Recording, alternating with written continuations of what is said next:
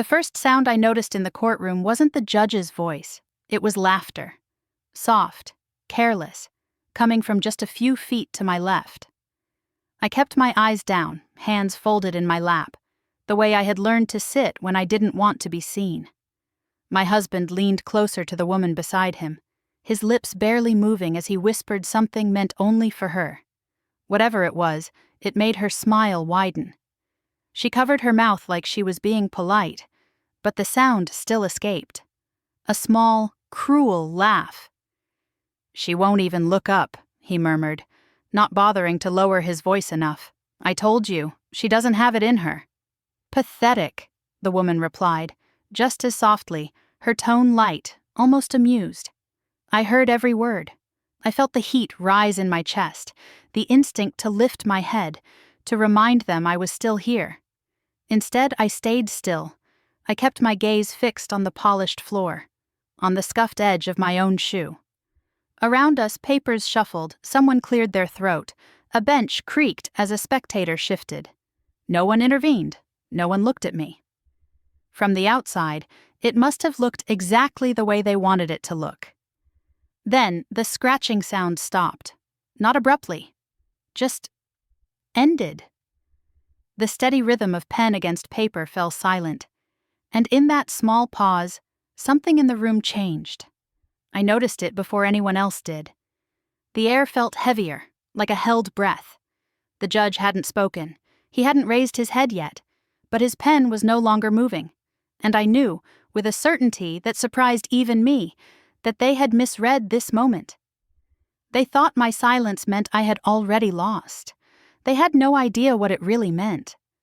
The bailiff called our case, and we all rose. My husband straightened his jacket with practiced ease, the same confident motion he used at charity events and board dinners. He looked comfortable here. He belonged in rooms like this.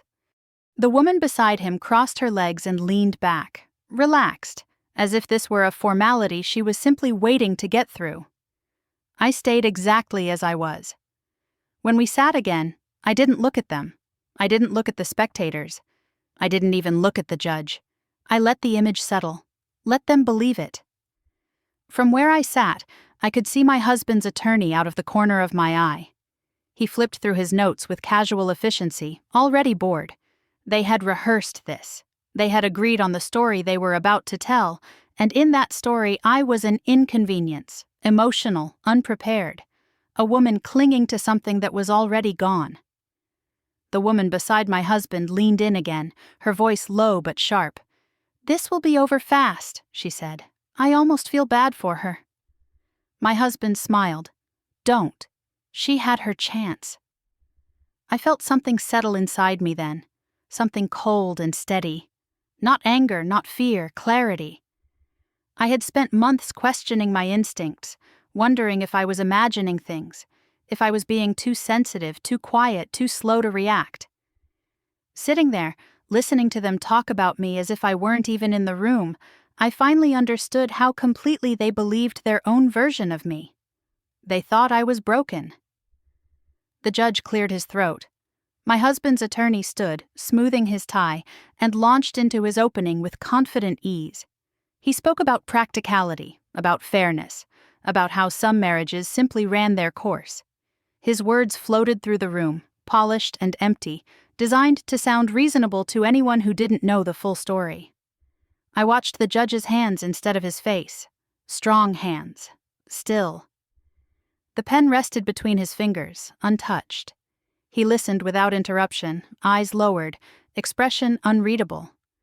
When it was my husband's turn to speak, he didn't hesitate. He painted himself as patient, generous, exhausted by conflict.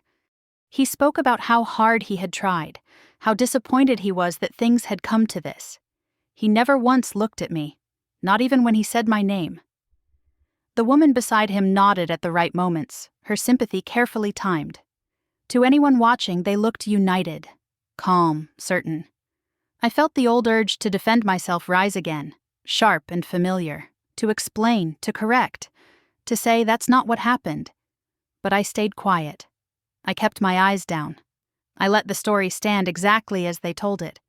Because this wasn't about who spoke the loudest. As my husband finished, the judge finally lifted his head. Not fully, just enough to look over the top of his glasses. His gaze moved slowly, deliberately, from one table to the other. It passed over my husband, his attorney, the woman at his side. Then it landed on me. For the first time that morning, the room felt unbalanced. The judge didn't speak right away. He adjusted his glasses, glanced at the file in front of him, then back at us again. My husband shifted in his seat, the smallest movement, barely noticeable. The woman beside him stopped smiling. I stayed still. I didn't lift my head. I didn't need to. I could feel it now, the thing they had missed. This hearing wasn't going to unfold the way they expected. They had come here to watch me disappear. Instead, the court had begun to look at them. While the judge studied the file in front of him, my mind slipped backward to a time when none of this seemed possible. Long before courtrooms and whispered mockery, before silence became my armor, there was a version of my life that felt solid, earned, and entirely my own. Before I married Andrew Cole, I had a name people recognized without his attached to it. I was 29, living in Providence, running a small but respected compliance consultancy that specialized in helping mid-sized firms untangle regulatory risk. It wasn't glamorous work, but it was precise, and it paid well. More importantly, it was mine. I had built it from nothing after graduate school, taken the late-night calls, earned the trust. I didn't need rescuing, and I wasn't looking for anyone to lead me anywhere. I met Andrew at a fundraising dinner hosted by a regional legal foundation. I had been invited because one of my clients was a sponsor. Andrew was seated 2 chairs away from me, impeccably dressed, quiet in a room full of men who talked too much. He didn't interrupt. He listened. When he finally spoke, it was to ask a question that showed he had been paying attention the entire time. That alone set him apart. Later, when we found ourselves standing near the same table of untouched desserts, he smiled and said, "You don't seem impressed by any of this." It wasn't a line. It was an observation. I laughed, surprised, and told him I was more interested in the people than the performance. He nodded like that answer mattered. Our early conversations felt balanced.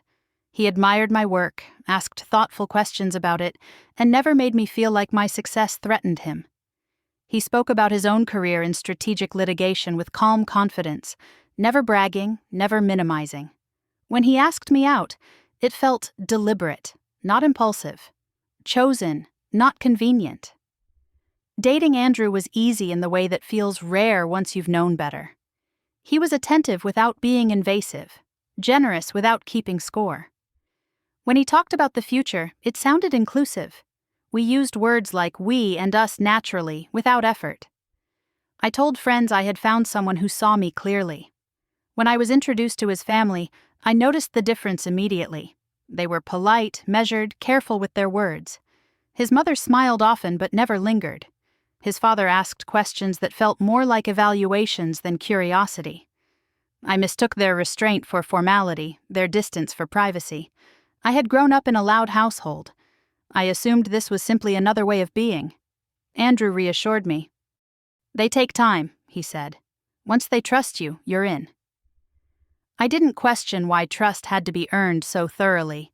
I wanted to believe belonging was just another process. Our wedding was elegant and controlled, exactly what his family preferred. Nothing extravagant, nothing out of place. People complimented us endlessly. We looked right together. That phrase followed us for years. "You two just look right." Marriage didn't change much at first. We kept our careers separate but supportive. I still ran my firm. Andrew advanced steadily, his reputation growing. We attended events together, hosted dinners, made the rounds. I learned how to read a room the way his family did, how to soften my opinions just enough to be agreeable without disappearing. At least, that's what I told myself I was doing. Gradually, decisions shifted. Andrew began handling certain matters without looping me in, always with a reasonable explanation. "I didn't want to bother you." It was time-sensitive. "You trust me, right?" I did. I had no reason not to. At family gatherings, conversations stopped just a second too late when I entered the room. It was subtle, almost imperceptible. I noticed it, then dismissed it. Everyone has private discussions. Not everything needs to include me. That was what partnership looked like, I thought. Respecting boundaries, not demanding access. The truth is, I was proud of how adaptable I had become. Proud of how little friction I caused. I believed that flexibility was strength, that love meant choosing peace when you could. When Andrew talked about long-term planning, about stability and reputation, I listened. I assumed I was part of the picture even when I wasn't mentioned explicitly. Looking back, there were moments that should have slowed me down. A document he asked me to sign without context. A family meeting I learned about after it happened. A joke made at my expense that landed just a little too cleanly. None of them were explosive. That was the problem. They were small enough to ignore, easy enough to explain away. I had worked my entire adult life to be taken seriously, to prove my competence in rooms that underestimated me. Somewhere along the way, I started doing the opposite at home. I softened myself. I stepped back. I trusted that love would protect what I was giving up. In the courtroom, the judge shifted in his seat, and the sound pulled me back to the present. The past receded, but the clarity it brought stayed with me. The marriage everyone envied hadn't been built on equality. It had been built on my willingness to assume good faith where power was already quietly consolidating. I hadn't been foolish. I had been intentional. I had chosen belief over suspicion, harmony over scrutiny. At the time, it felt like maturity. Sitting there now, listening to Andrew's voice echo through the courtroom, I understood something I hadn't been ready to see back then. The foundations of this moment hadn't been laid in betrayal or passion.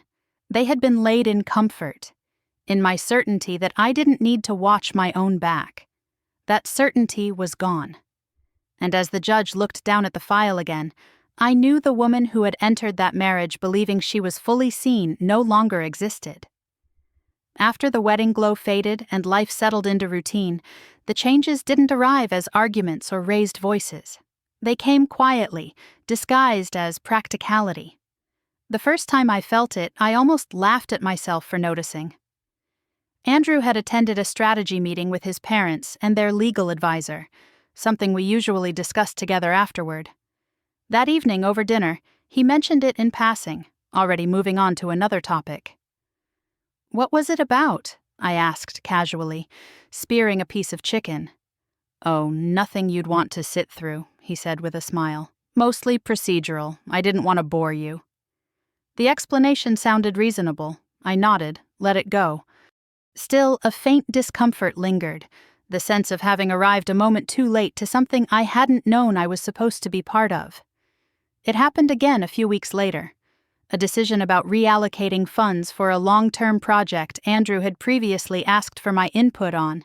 This time it was already done. When I asked why he hadn't mentioned it, he looked genuinely surprised. "I thought we agreed it was my call," he said gently. "You said you trusted me." I had, so I smiled and told him he was right. Paperwork followed. Documents appeared on the kitchen counter with colored tabs and neat sticky notes marking where I needed to sign. Andrew would summarize them quickly, confidently, standing over me while I skimmed dense paragraphs that all sounded vaguely familiar. When I paused once, finger resting on a clause that didn't quite sit right, he chuckled softly. "Don't turn this into work," he said. "I've got it covered." The praise came with it. "You're so easy to work with. I appreciate that you don't micromanage. Other wives would make this a nightmare." I absorbed those comments like they were compliments, not warnings. I prided myself on being reasonable, on not needing control to feel secure. At family dinners, the tone shifted too, though it took me longer to name it. Conversations revolved around plans and priorities I wasn't asked about. When I offered an opinion, it was acknowledged politely, then set aside. Andrew's mother would smile and say, "That's an interesting thought," in a way that closed the subject entirely. Once, during dessert, His father remarked that Andrew had always had a clear sense of direction. "Some people need strong leadership," he said, glancing at me briefly. "It's good Andrew doesn't hesitate." I laughed lightly, unsure what response was expected. Andrew squeezed my hand under the table, a reassuring gesture that felt more like a signal than affection. I told myself I was reading too much into it. I began to notice how often I adjusted myself without being asked. I chose my words more carefully. I framed suggestions as questions. In group settings, I waited for a pause that rarely came. No one told me to be quiet. I learned to do it on my own. The moment that should have stopped me came on an unremarkable Tuesday afternoon. I returned home earlier than planned and found Andrew in his study, door half closed, voice low. He looked up, startled, and ended the call abruptly. On his desk lay a folder I recognized, one tied to a legal restructuring we had discussed months earlier. "I didn't know that was moving forward," I said. He hesitated, just long enough for me to notice. "It's not finalized," he replied. "We're just exploring options." "Options for what?" I asked. "For efficiency," he said, a trace of irritation slipping through. "This isn't something you need to worry about." The words landed harder than he intended. Need. Worry. I felt a flicker of something like anger, quickly drowned by guilt. I didn't want to be the wife who complicated things. I didn't want to seem suspicious or ungrateful. "I'm sorry," I said, and meant it. "I was just surprised." He softened immediately, relief smoothing his features. "I know this is a lot," he said. "I'm handling the heavy parts so you don't have to." That night, lying awake beside him, I stared at the ceiling and replayed the exchange. I told myself love meant trust, that trust meant letting go. I reminded myself how capable Andrew was, how well everything seemed to function when I didn't interfere. Still, something had shifted. I couldn't unfeel the sensation of being gently but firmly moved aside. It wasn't hostility, it was organization. I was being managed. In the following months, the pattern solidified. Decisions arrived pre-made. Conversations happened elsewhere. Andrew spoke more often about stability, about protecting what we had built, about avoiding unnecessary conflict. Each phrase sounded sensible on its own. Together they formed a wall I didn't yet recognize as exclusion. Friends asked how married life was treating me. I smiled and said it was wonderful. And in many ways it was. There were no fights, no scandals, no obvious betrayals. Just a gradual narrowing of my role, so subtle I could almost convince myself it was my imagination. In the courtroom, the sound of Andrew's voice pulled me back again. He was explaining something to the judge, his tone confident, measured. I watched his mouth move and thought of all the times I had accepted his explanations without question. The signs had been there early, woven into everyday moments. I had seen them and chosen comfort over clarity, peace over friction. At the time, it felt like wisdom. Now, sitting with my hands folded and my eyes down, I understood the cost of that choice. The woman I had been during those first shifts believed compromise was love. She believed being easy made her indispensable. She had been wrong. Her name entered our life the way small cracks appear in glass, quietly, without drama.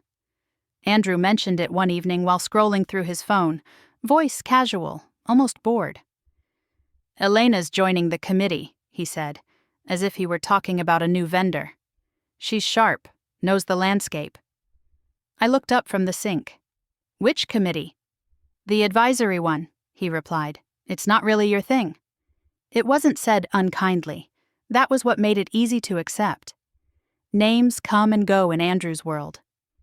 I nodded, dried my hands, and the moment passed. I met Elena 2 weeks later at a charity luncheon hosted by Andrew's parents. She was already seated when we arrived, posture relaxed, expression neutral. She stood when Andrew approached, greeting him with a familiarity that made me pause, then turned to me with a polite smile that didn't invite conversation. "This is Elena Morales," Andrew said. "Elena, my wife." "Of course," she said, meeting my eyes for a second too long. "I've heard so much about you." I waited for the warmth that usually followed those words. It didn't come. She returned to her seat as if the introduction had completed its purpose. No hostility, no flirtation, just a quiet assessment, like she was taking note of where something belonged. Throughout the lunch, I noticed how easily she fit into the rhythm of the table. She spoke when spoken to, listened more than she talked, and when she did offer an opinion, it landed cleanly. Andrew's mother leaned toward her at one point, nodding with approval. His father asked for her thoughts on a matter that hadn't been explained to me at all. I told myself I was imagining the difference. What unsettled me wasn't Elena herself, but the way everyone else responded to her. Invitations appeared for her without effort. Her presence was assumed, not negotiated. When she laughed at something Andrew said, no one glanced at me to check my reaction. They didn't see her as a disruption. They saw her as an asset. On the drive home, I asked Andrew about her, keeping my tone light. "She seems well informed." "She is," he said. "Very reliable, not emotional." The word hung between us longer than the sentence required. I watched the road pass beneath the headlights, wondering if I had heard an implication or invented one. At the next family gathering, Elena was there again. This time, Andrew's mother greeted her with a warmth I hadn't felt in years. "You understand how these things work," she said to her, pouring wine. "It's refreshing." I smiled, glass in hand, suddenly aware of how quiet I'd become. Later that evening, as plates were cleared, Andrew's sister leaned over and said something I would replay many times in the months that followed. "Elena just fits," she murmured, almost conspiratorial. "You know what I mean." I didn't, but I nodded anyway. When I brought it up to Andrew that night, he sighed as if I had missed something obvious. "You're reading into this," he said. "She's useful, that's all. Don't make it about you." I didn't want to make it about me. I wanted to believe that professional proximity didn't automatically mean personal threat. Elena never crossed a line. She never touched Andrew, never sought him out in private. She didn't need to. Her position was already secure. The triangle formed without announcement. Decisions began referencing her input. Meetings were scheduled around her availability. When I spoke, conversations drifted back to points she had already covered. It wasn't exclusion by force. It was replacement by efficiency. I caught her watching me once, during a pause in conversation. Her expression was calm, almost curious. There was no rivalry in it, no satisfaction, just patience. The kind that comes from knowing time is on your side. The more I tried to ignore it, the clearer the pattern became. Elena represented something Andrew's family valued deeply: predictability. She didn't ask questions that complicated outcomes. She didn't require reassurance. She understood the rules without needing them explained. I, on the other hand, had begun to hesitate, to ask why, to slow things down. One evening, Andrew mentioned an upcoming event he and Elena would attend together. "It makes sense," he said, already defensive. "She's been involved from the beginning." "I could come," I offered, immediately regretting the words. He looked at me, puzzled. "Why would you want to?"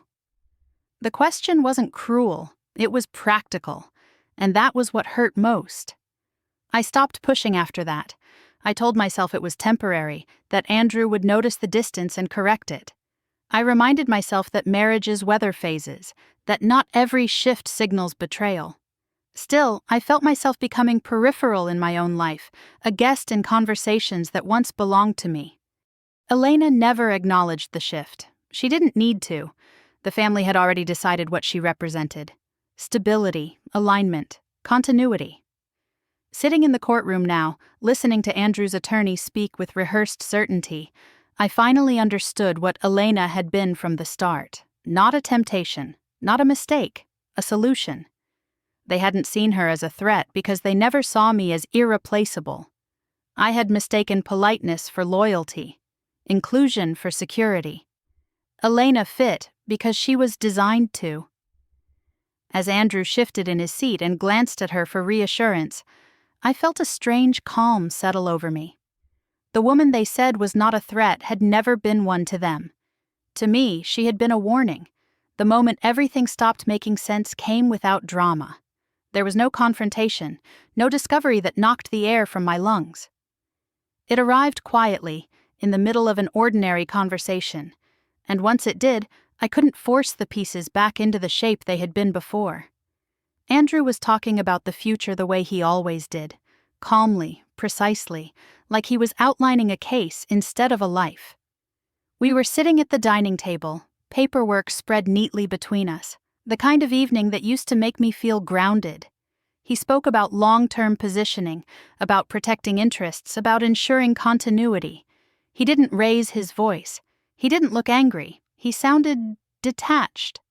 "We need to think beyond feelings," he said, tapping a document with his finger. "Stability matters more than comfort." I waited for the part where I fit into that vision. It never came. As he continued, I realized he was describing a future that functioned perfectly well without me in it. Not in an emotional way, in a structural one. I wasn't being pushed out, I was being omitted, like a variable that complicated the equation. That was when the question shifted in my mind. I stopped wondering why he was distant, or why Elena's presence felt increasingly central. I started asking myself what problem I represented. The answer emerged slowly, through details I had once dismissed. A trust Andrew's family referenced often, but never fully explained. Conversations about legacy that never included my name. The way legal language crept into personal decisions, flattening them into matters of efficiency. One afternoon, while Andrew was out, I found myself standing in his study looking at a file I recognized. It was related to a family-controlled entity, one that predated our marriage. I had signed documents connected to it years earlier, trusting Andrew's summaries, trusting that my involvement was symbolic rather than consequential. For the first time, I read carefully. What I saw wasn't explosive. There was no single clause that screamed betrayal. Instead, there was a pattern, conditions, dependencies, language that tied my legal standing to my role as Andrew's spouse in ways I hadn't fully understood, ways that made disentangling me cleanly not just preferable, but necessary. Removing me simplified things. The realization didn't hurt the way infidelity would have. It cut deeper than that. This wasn't about love fading or desire shifting. It was about control, about alignment, about minimizing risk. When I saw Elena again through that lens, everything snapped into focus. Her calm, her neutrality, her lack of secrecy. She wasn't hiding because there was nothing to hide. She fit seamlessly into a structure that already existed. She asked the right questions. She didn't disrupt the flow. I did. I overheard Andrew's parents talking one evening, their voices low, unaware I was within range. They spoke about timing, about appearances, about ensuring transitions were smooth. My name came up briefly, not with anger or disdain, but with concern. Concern about complications, about unpredictability. "She's intelligent," his mother said. "That's the problem." I stood there, frozen, understanding at last that I wasn't being rejected for my flaws. I was being sidelined for my strengths. That was the moment my innocence ended. I didn't confront Andrew. I didn't demand explanations or expose what I had begun to understand. I did something far less satisfying and far more necessary. I watched. I paid attention to how decisions were framed, to what was documented and what was merely implied. I noted when Elena was consulted and when I was informed after the fact. I listened to the language Andrew used when he thought I was already resigned. They mistook my silence for submission. In truth, it was calculation. The pressure increased after that. Offers were made, always presented as generous. Suggestions about what would be easiest for everyone. Hints about how difficult things could become if I resisted change. Andrew never threatened me outright. He didn't have to. The system spoke for him. What struck me most was how confident they were that I would comply. They had already written the ending.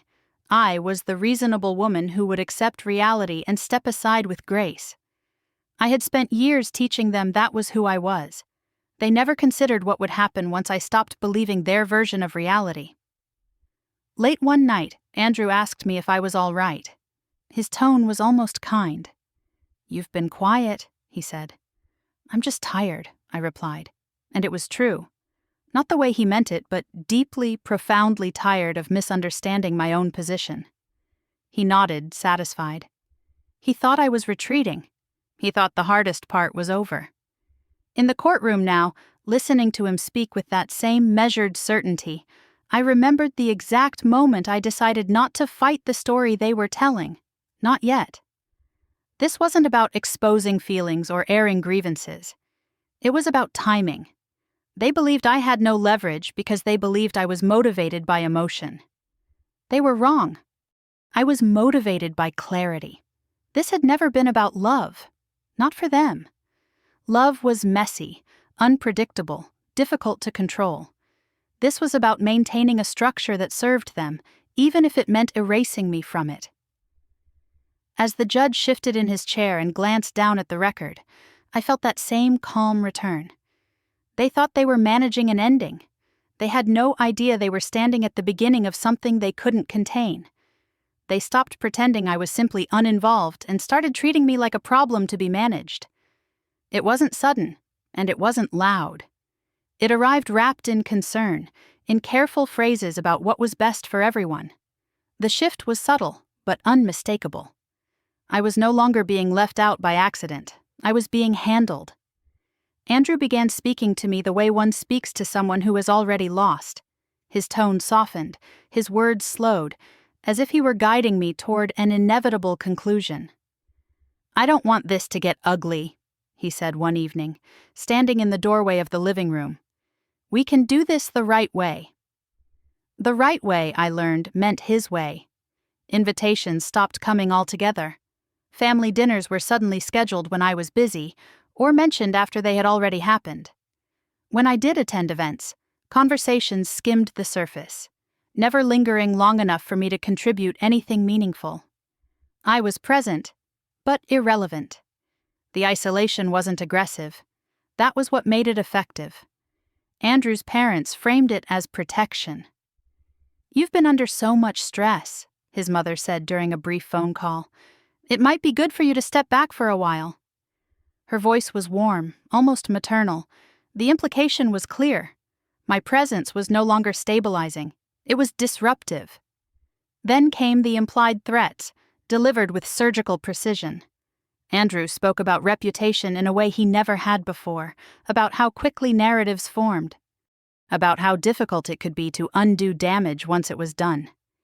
He never said what damage he meant or who might cause it. He didn't need to. "You don't want to be misunderstood," he said once, meeting my eyes steadily. "People can be cruel when they think someone is being unreasonable." I understood exactly what he was offering me: compliance in exchange for peace. The illusion of generosity followed. Andrew presented me with a proposal one afternoon, laid out neatly on the dining table. He spoke as if he were doing me a favor. "This would give you a clean break," he said. "No drawn-out conflict, no unnecessary scrutiny." The terms were framed as considerate, even protective. I would walk away with enough to be comfortable, enough to appear gracious. What I would lose was buried in footnotes and omissions. Influence, access, any ability to question what came next. "I need some time," I said. It was the first thing I had said in weeks that wasn't immediately agreeable. The effect was immediate. Andrew's expression didn't harden, but something flickered behind his eyes. Uncertainty. I had stepped outside the script. Time, I realized, unsettled them more than anger ever could. It was around then that I encountered the first person who didn't underestimate me. It wasn't dramatic or intentional. I ran into Martin Hale in a courthouse hallway while handling a minor filing related to my own firm. Martin was a senior clerk, someone I had crossed paths with professionally years earlier. We exchanged pleasantries, the kind that mean nothing, until he paused and looked at me more closely. "You're involved with the coal matter, aren't you?" he asked. I hesitated, then nodded. He didn't ask another question. He didn't offer advice. He simply said, "Be careful what you assume is settled," and walked away. The words stayed with me longer than they should have. Martin had no reason to intervene. He had nothing to gain, which meant he had noticed something that didn't sit right. Back at home, I made a decision. I stopped defending myself. I stopped explaining. I let Andrew and his family believe their assessment of me was correct. I played the role they expected with quiet precision. I nodded.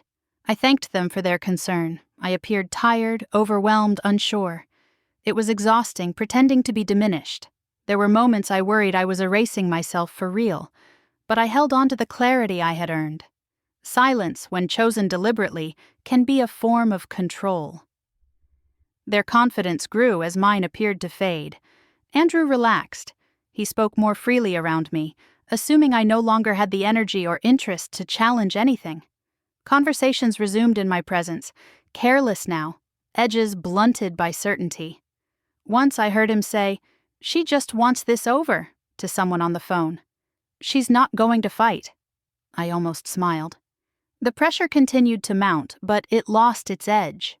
They thought I was preparing to accept defeat, to retreat gracefully from a structure that had no room for me. In reality, I was watching them miscalculate.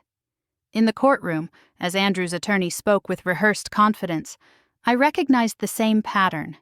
They believed the outcome was inevitable because they had convinced themselves I would not resist. They mistook composure for surrender. They mistook patience for weakness. I sat with my eyes down, my hands still, letting the narrative settle exactly where they wanted it. The judge listened. The pen moved, then stopped again. They thought they had already won. That was their greatest mistake. Because once someone believes the fight is over, they stop protecting themselves. And I had learned quietly and thoroughly how dangerous that moment could be. The discovery came disguised as routine, which was why it worked. Andrew asked me to drop off a packet of documents at his office one afternoon, something he had done dozens of times before. "They're already clipped together," he said. "Just leave them with reception." I did exactly that. Or I would have if the receptionist hadn't been pulled away by a phone call and asked me to wait. I stood there, packet in hand, flipping through pages I had no intention of reading, killing time the way people do when they believe nothing is at stake. That was when I noticed the discrepancy. It wasn't a dramatic revelation. No flashing red flags, just a date that didn't align with another date, a signature referenced in a margin note that didn't correspond to the version I was holding. I turned back a page, then another. My pulse picked up, not from panic, but from recognition. This wasn't an error, it was a gap. I stepped aside and read more carefully. What I was looking at wasn't about money being hidden or accounts being shuffled.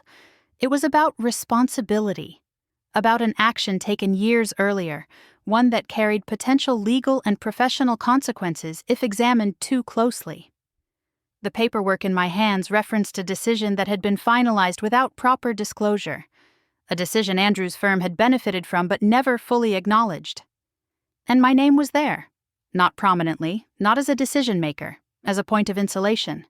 A layer, something that made the process appear compliant while diverting scrutiny elsewhere. I felt cold as understanding settled in. This wasn't about divorce or reputations alone. This was about exposure. If someone followed the chain back far enough, they would arrive at questions Andrew and his family could not answer cleanly. Questions I could answer.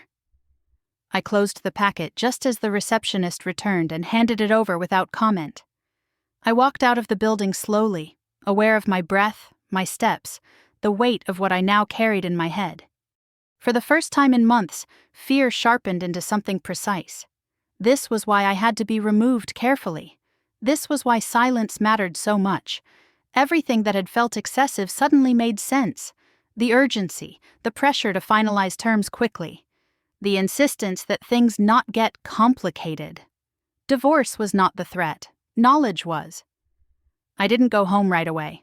I sat in my car and stared at the steering wheel, replaying conversations, reinterpreting moments. The generous offers, the warnings about reputation, the careful way Andrew avoided certain topics while speaking freely about others.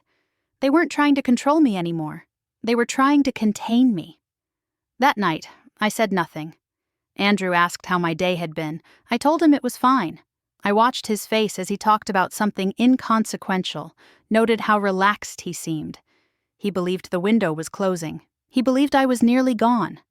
Over the next few days, I paid attention in a different way. I noticed how often Andrew checked his phone now, how quickly conversations ended when I entered a room.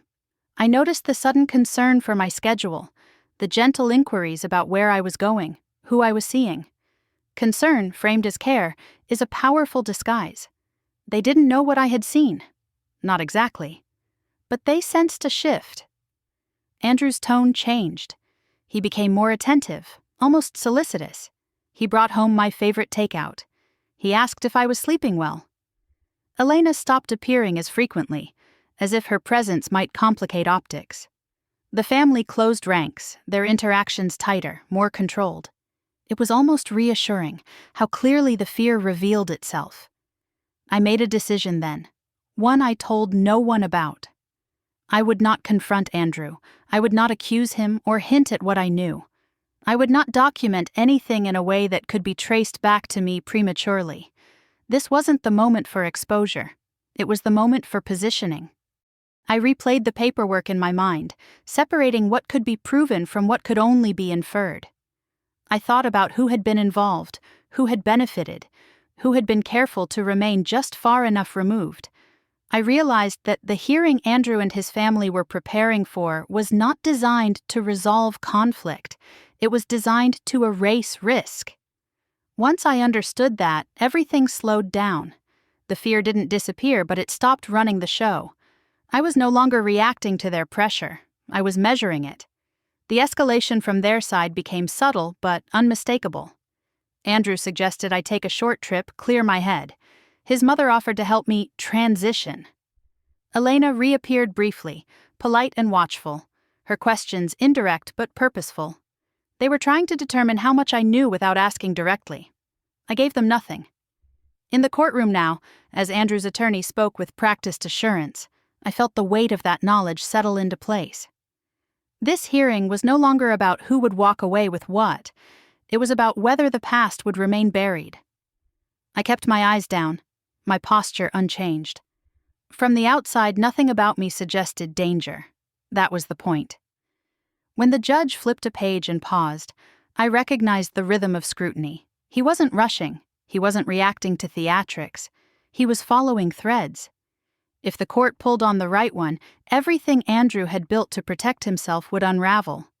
And for the first time since this began, the balance of risk had shifted. They had spent months trying to make me disappear quietly. Now, sitting there with my hands folded and my silence intact, I understood the truth with absolute clarity. This hearing wasn't about divorce. It was about exposure. And whether they knew it yet or not, they were no longer the only ones holding the narrative. I decided then to become exactly who they believed I already was. Quiet, compliant, tired. I softened my voice, slowed my movements, let conversations end without resistance. When Andrew explained things, I nodded. When his family offered advice I hadn't asked for, I thanked them. I let the shape they had drawn for me harden into something convincing. The effect was immediate. The tension that had hovered for months began to ease. Andrew stopped watching me so closely. His questions became casual again, no longer probing for signs of defiance. He assumed the worst part was behind us, that I had reached the stage he'd been waiting for. Acceptance. Their confidence made them careless.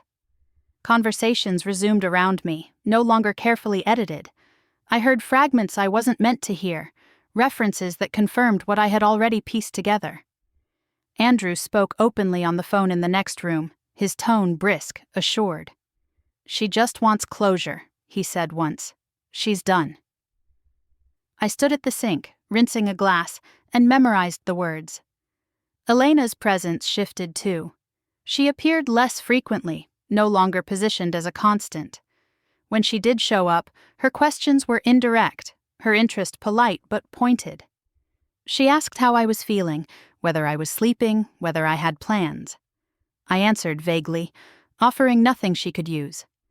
The more defeated I appeared, the less urgent her scrutiny became. At a family dinner, Andrew's father raised a toast to new beginnings. "Change isn't always easy," he said, glancing at me briefly, "but it's necessary." His tone suggested resolution, not sympathy. I smiled and lifted my glass. Around the table, shoulders relaxed. They believed the outcome was sealed. The false narrative solidified quickly.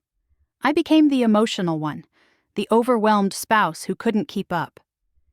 Andrew's attorney framed me that way when he spoke about logistics, referring to my need for simplicity, my desire to avoid conflict.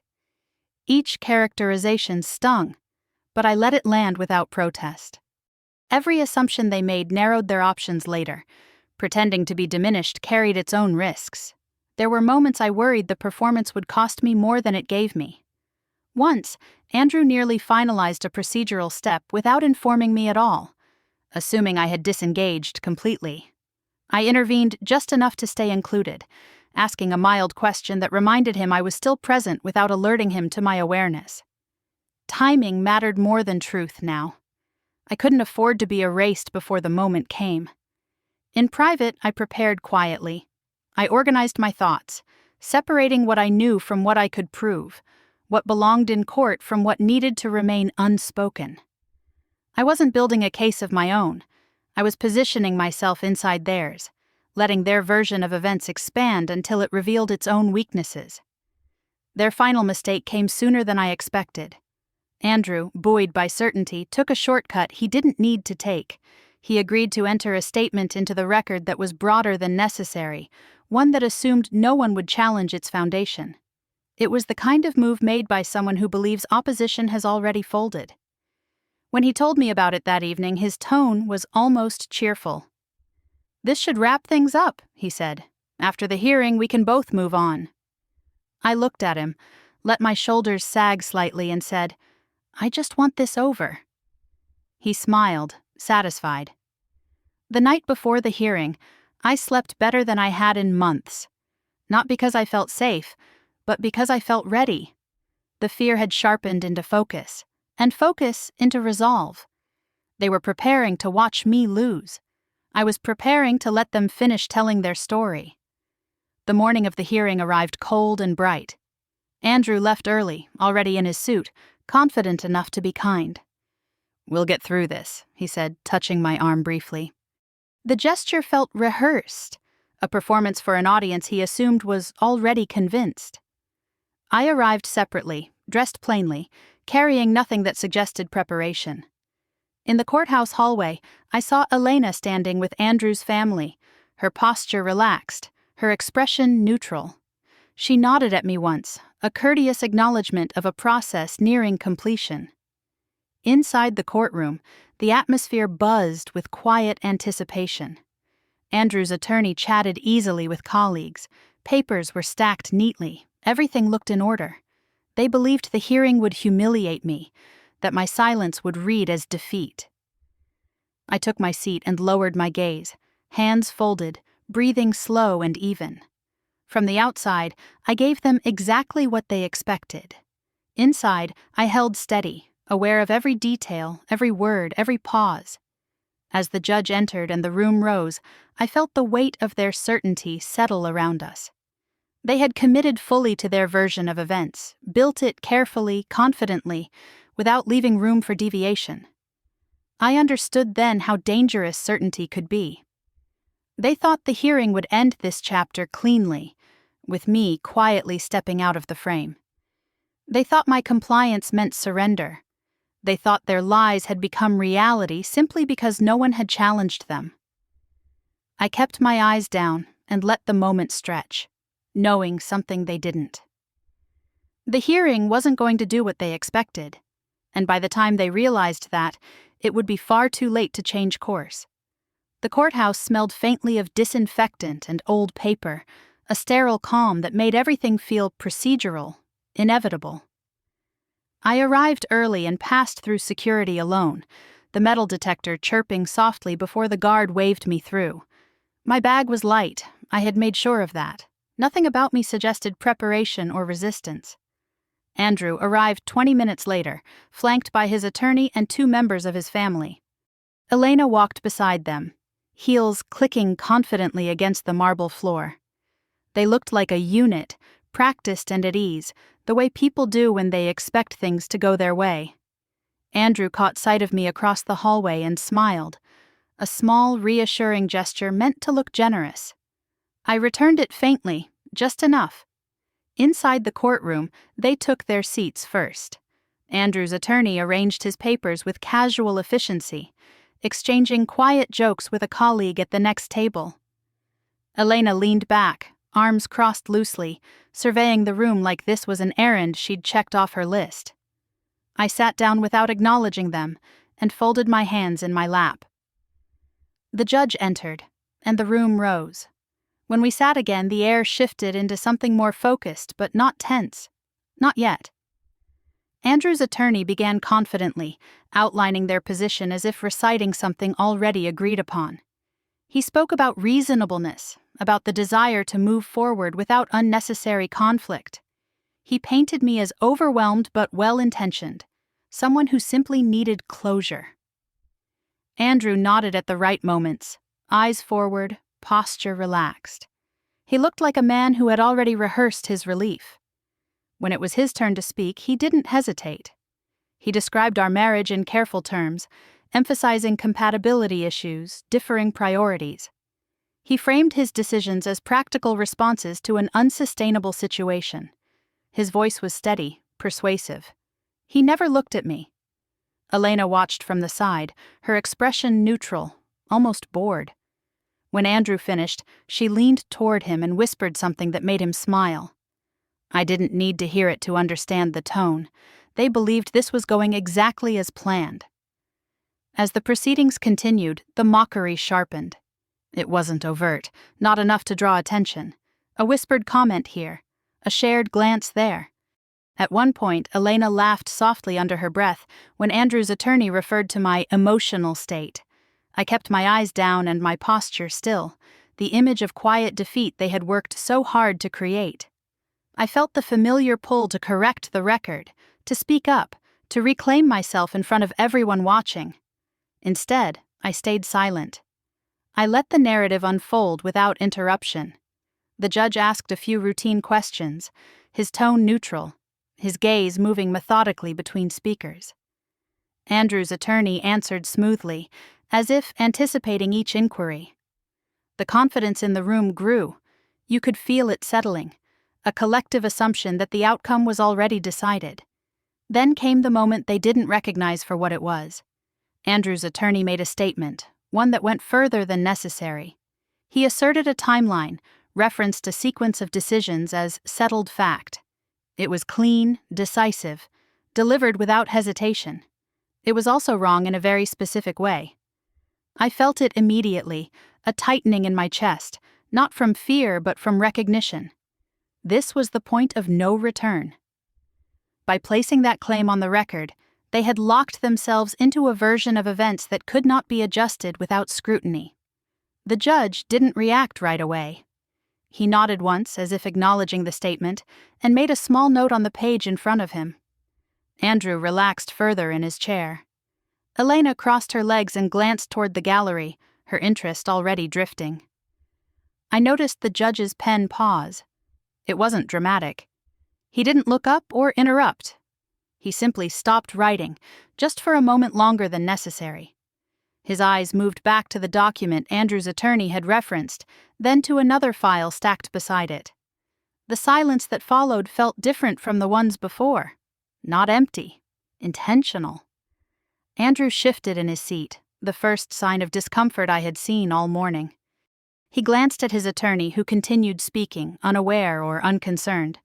The room remained quiet, attentive. No one else seemed to notice the shift yet. I kept my gaze lowered, my expression unchanged. From the outside, nothing about me suggested awareness. Inside, everything had sharpened. This was the moment they had been so excited about, the hearing they believed would humiliate me and finalize my removal. They had committed fully to their story. The judge finally looked up. His gaze was measured, thoughtful, not accusatory. He didn't address me. He didn't address Andrew. He asked a question that sounded routine, almost mundane, directed at Andrew's attorney. It was narrow, technical, and precisely placed. The effect was immediate. Andrew's attorney paused, just briefly, then answered. The response was polished, but I heard the faint strain beneath it. Elena's posture changed, her shoulders tightening slightly. Andrew leaned forward, attentive now, no longer relaxed. The judge listened, then nodded once more. He made another note, slower this time. I understood then that the hearing had crossed a threshold. Whatever came next, it would not be the swift, controlled resolution they had envisioned. The court was no longer simply listening to their performance, it was examining it. As the judge moved on to the next point, the room felt altered, like a stage after the lights shift. Andrew's confidence didn't disappear, but it wavered. Elena stopped whispering. The attorney chose his words more carefully. They thought the worst moment of my life was unfolding in front of them, that I was being reduced and dismissed in real time. They didn't realize the story they had committed to was now binding them in ways they hadn't anticipated. I sat quietly, hands folded, eyes down, exactly where they expected me to be. They had no idea that from this point on, every word they spoke would carry weight they could no longer control. The judge broke the rhythm without raising his voice. He didn't strike the gavel or interrupt mid-sentence. He simply lifted one hand, a small, controlled gesture, and Andrew's attorney stopped speaking as if the sound had been cut off. "Let's pause there," the judge said, calm and even. "I want to clarify something." The room leaned forward without realizing it. Andrew straightened in his chair, the easy confidence he'd worn all morning tightening at the edges. Elena uncrossed her legs and sat upright, her attention sharpening. I stayed exactly as I was, eyes lowered, breathing slow. The judge adjusted his glasses and glanced at the record. "You've asserted that this sequence of decisions was finalized on this date," he said, tapping the page lightly, "and that all relevant parties were informed accordingly." "Yes, Your Honor," Andrew's attorney replied quickly. "That is correct." The judge nodded once, then looked up, his gaze steady. "I'm asking because the documentation before me suggests a different timeline. Not by much," he added, almost conversationally, "but enough to matter." A ripple moved through the room. It wasn't panic, not yet. It was uncertainty, the kind that creeps in when a confident structure meets resistance it didn't account for. Andrew's attorney smiled, the practiced expression of reassurance. "I believe you may be referring to a preliminary draft," he said. "The finalized version—" "I'm referring to what was entered," the judge interrupted, still calm, "and to who bore responsibility at that point." He turned a page. The sound was soft, deliberate.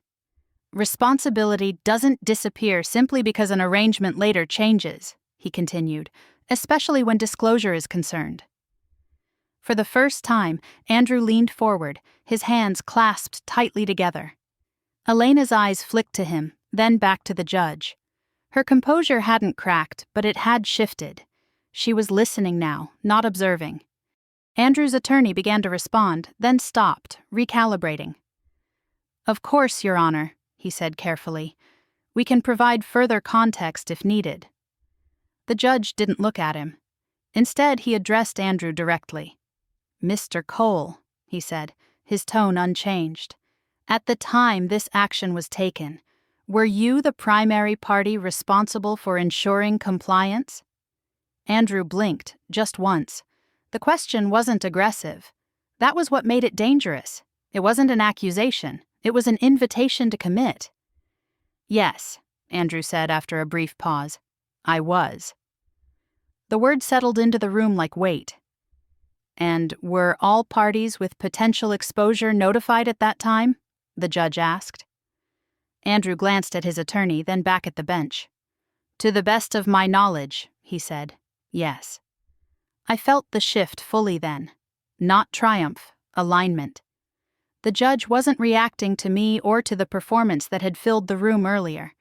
He was following the record, step by step, narrowing the space where improvisation could survive. The judge nodded, making a note. His pen moved slowly now, deliberately. "Very well," he said. "Then I'll need clarification on why subsequent documentation reflects a different chain of acknowledgement." Andrew's attorney stepped in quickly.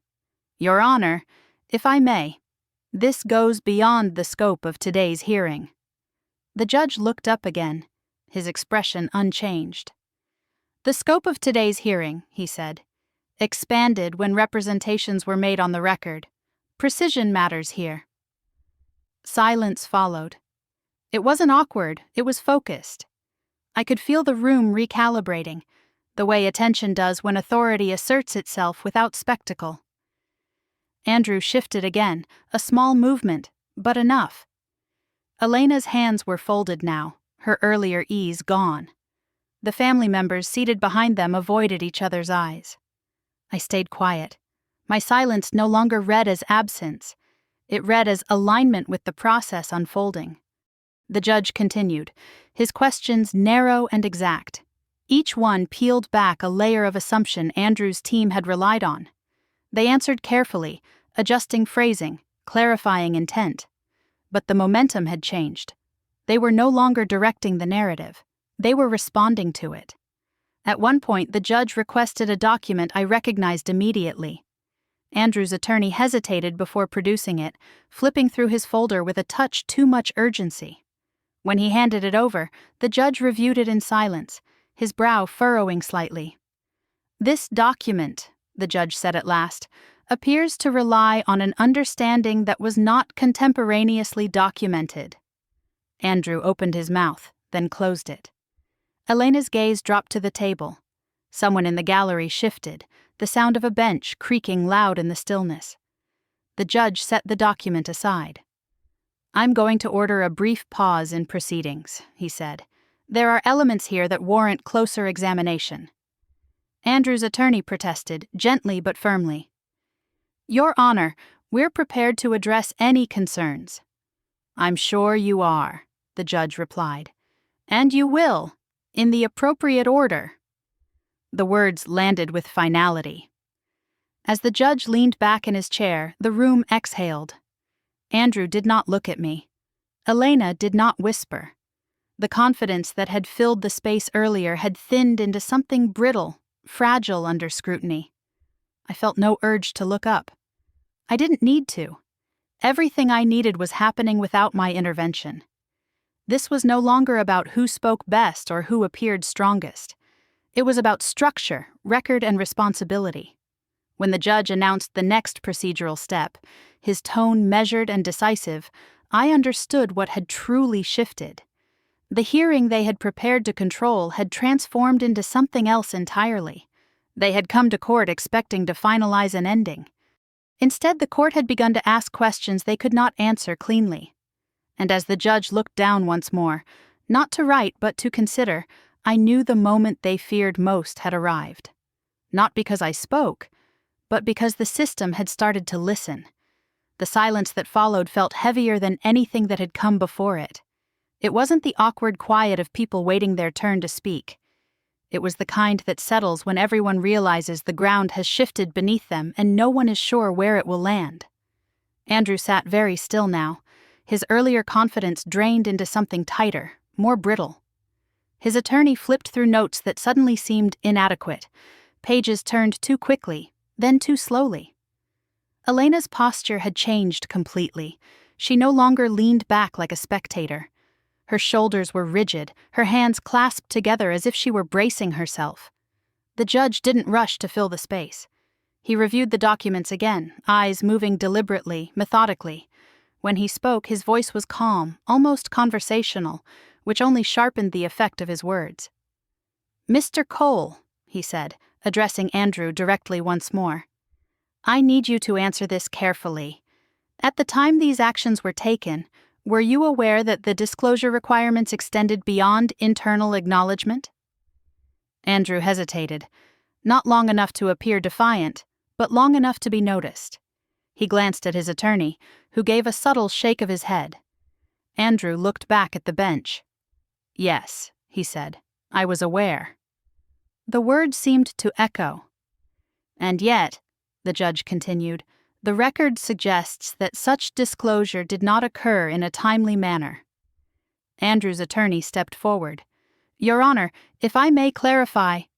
The judge raised a hand, not sharply but decisively. I asked Mr. Cole. Andrew swallowed. I could see it from where I sat. He was being forced into visibility now, stripped of the protective layer of representation. The system he trusted was turning its attention directly on him. There were discussions, Andrew said carefully. Intentions to address it. Intentions are not actions, the judge replied, and intentions do not negate responsibility. Elena shifted in her seat, her composure cracking just enough to reveal fear beneath it. She glanced toward Andrew, then quickly away, as if distance might protect her. Behind them, Andrew's family sat rigidly, their unity unraveling in small, telling ways. No one leaned toward anyone else. No one whispered reassurance. The judge made another note. His pen moved slowly, deliberately, as if marking something final.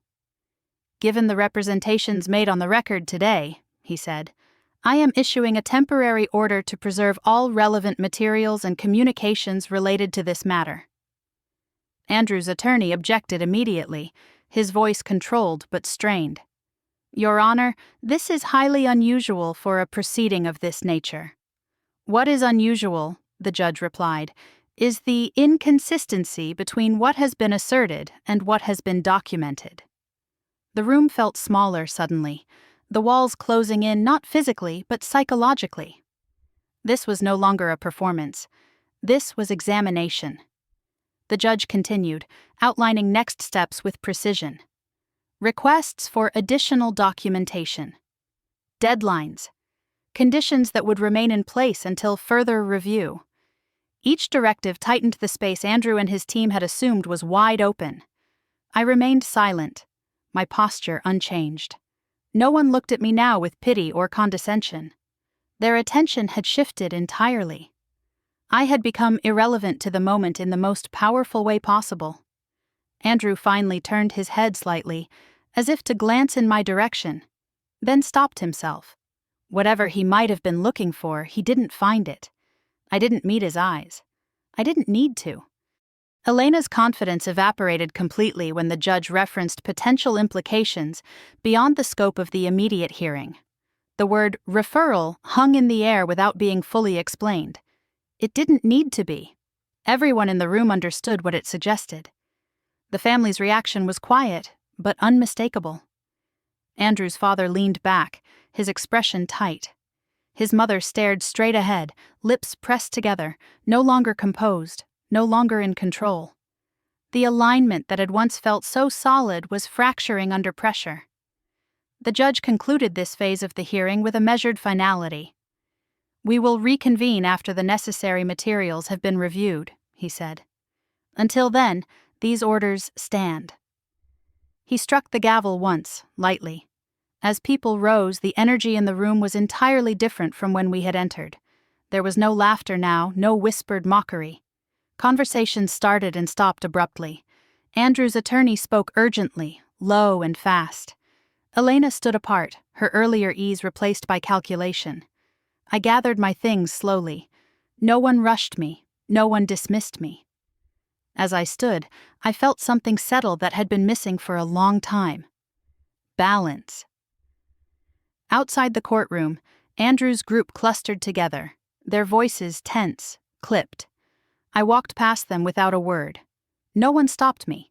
No one spoke my name. For months, they had believed fear would break me. That pressure would force me to fold quietly, to disappear without disturbing the structure they relied on. They had mistaken my restraint for fragility, my silence for surrender. In truth, silence had been the one thing that allowed the truth to surface without interference. As I stepped into the hallway, the weight of the moment finally reached me. Not as triumph, not as vindication, but as certainty. Whatever came next, the outcome was no longer under their control. They had entered the courtroom certain of the ending. They were leaving uncertain of everything. I walked out of the courthouse alone, not because anyone told me to, and not because there was no one left beside me, but because I finally understood I didn't need an audience for this part. The doors closed behind me with a soft, unceremonious thud, and the noise of the city rushed in to fill the space the courtroom had occupied in my head for months. The court hadn't handed me a victory wrapped in celebration. There was no dramatic ruling, no instant resolution that tied everything up neatly. What it gave me was something quieter and far more enduring. It stopped allowing me to be erased. It interrupted a process that had been designed to move forward without me, and in doing so, it restored balance where there had been none. Andrew and his world didn't collapse in a single afternoon. That kind of ending only exists in stories told too quickly. What happened instead was slower, more uncomfortable. The confidence that had carried him for years evaporated.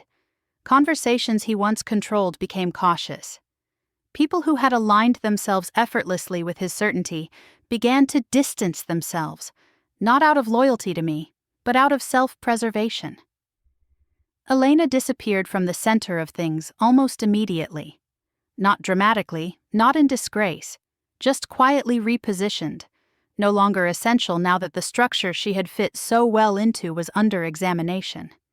I didn't take satisfaction in that. I simply noticed it, the way one notices weather changing.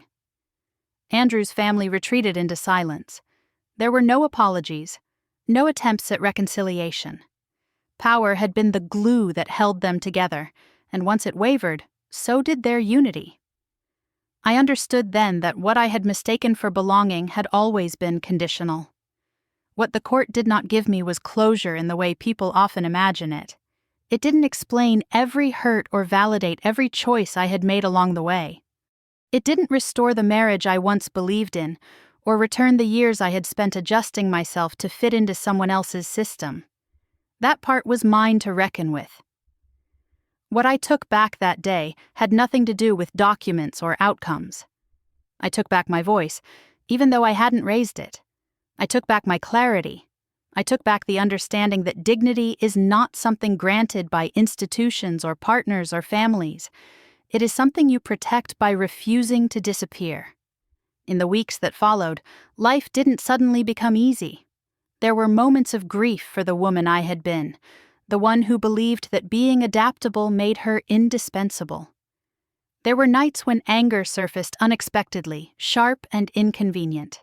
Healing, I learned, is not linear, and justice does not erase pain. It simply makes room for truth. But there was also something else. Space. Space to speak without measuring every word. Space to question without apologizing. Space to be fully present without shrinking. I no longer confused silence with weakness, or politeness with safety. I understood now that the most dangerous moment is not when someone shouts or demands or threatens. It's when they assume you have nothing left to protect. When they stop paying attention because they believe the outcome is already decided. If you're listening to this and something about it feels familiar, you're not imagining it. Many women learn, slowly and painfully, what it means to be underestimated in rooms where decisions are made. You don't have to be loud to matter. You don't have to explain yourself endlessly to deserve fairness. Sometimes, staying present is the most powerful thing you can do. I didn't win by destroying anyone. I won by refusing to vanish quietly, by letting a system designed to overlook me reveal its own cracks, by trusting that clarity, once earned, is stronger than fear. If you've ever been dismissed, mocked, or spoken about as if you weren't in the room, I want you to know this. Silence, when chosen, can be power. Patience can be strategy. And dignity does not require permission. If this story resonated with you, I'd love to hear your experience. Share it in the comments. This channel exists for stories like these, for moments of quiet reckoning and real-life justice that doesn't need spectacle to be satisfying. If you want to stay for more stories about family drama, hidden power, and what it looks like when the tables turn without shouting, consider subscribing. Thank you for staying with me through this journey, and wherever you are listening from, remember this. The moment someone decides you don't matter is often the moment they stop protecting themselves. And that is when everything can change.